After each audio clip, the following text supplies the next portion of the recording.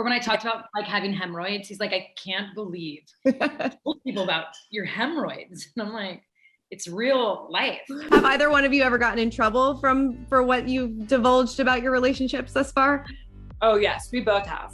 Yeah, Artem one time, because a lot of stuff I say make headlines, and it was something about our sex life. And I remember he showed me and he goes, really? I mean, you have to talk about all that? I'm like, yeah, it's a good thing. Like, I put you over. And he goes, that doesn't matter. And I'm like, well, I think that's good. I mean, I'd like if you talked about me that way, like said I was good in bed and all that. And he's very private, and especially when it comes to bedroom talk and all that. And he gets really embarrassed with all that. Or when I talked about like having hemorrhoids, he's like, I can't believe I told people about your hemorrhoids. And I'm like, it's real life. Like, so you know what it's like to push out a baby. You can discuss that. Well, and Bryan will always just be like, when is it enough info you give to everyone where you feel like it's also okay to be private? Yeah. And I told him, I was like, you know, Bryan, I feel like I was put on earth to be as open as possible so people know it's okay. And he's like, that's your purpose? I'm like, that's my purpose, to just be fully honest, authentic, raw and real, so that other people can listen and be like, thank goodness I'm not alone.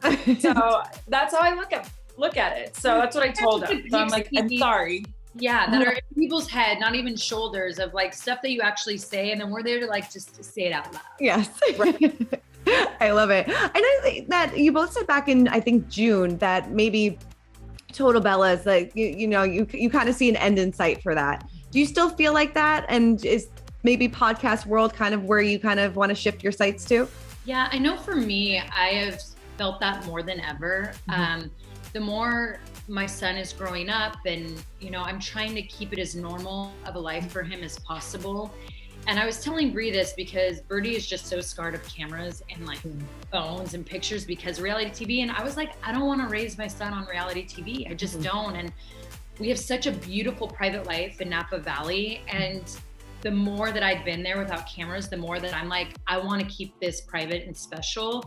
And I just feel like I've grown from reality TV. Like, the one thing that I miss about Bella's is it's such an incredible platform for people to connect and relate to you. And that's something that I love about it. But I just think now, being a mom, my heart is just like, I don't want him to grow up on reality TV.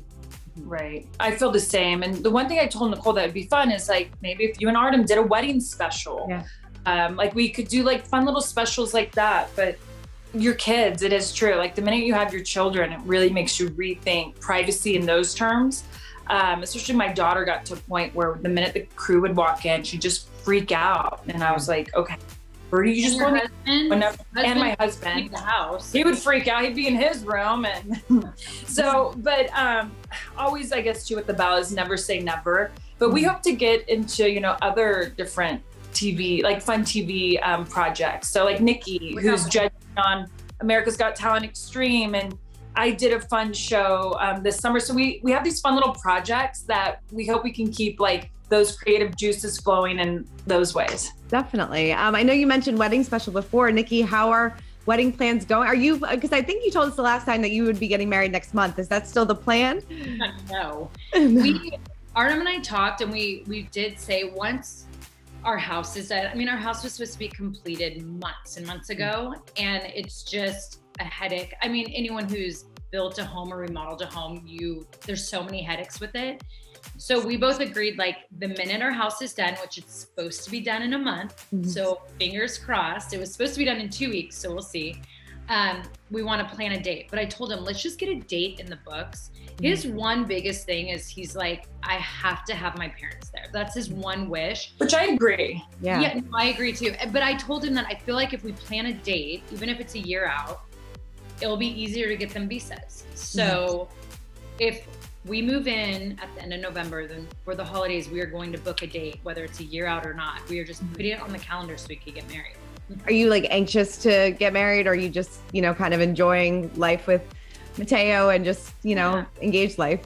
Totally. I guess for me, it's like, I kind of feel like we're already married. Right. So it's like, I'm not anxious for it. I mean, don't get me wrong. I cannot wait to wear the dress. I was going to say, Dave, that's all about you. You're not ready. I'm really, because of like the pandemic, like I really have missed going to like a big bash like that with people I love and care about. So I feel like that's what makes me so anxious for it, is to have just a weekend of fun with everyone I love. Like that's going to be so fun. Definitely. So that makes me anxious just to plan a big old party. Yeah.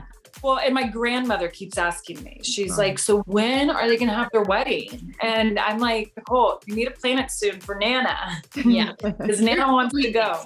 And I can't wait to hear Artem's vows. And like, you know, I love that man to death. And it's just, he's the only one I see like in my future. So it'll be good when I see him wear a wedding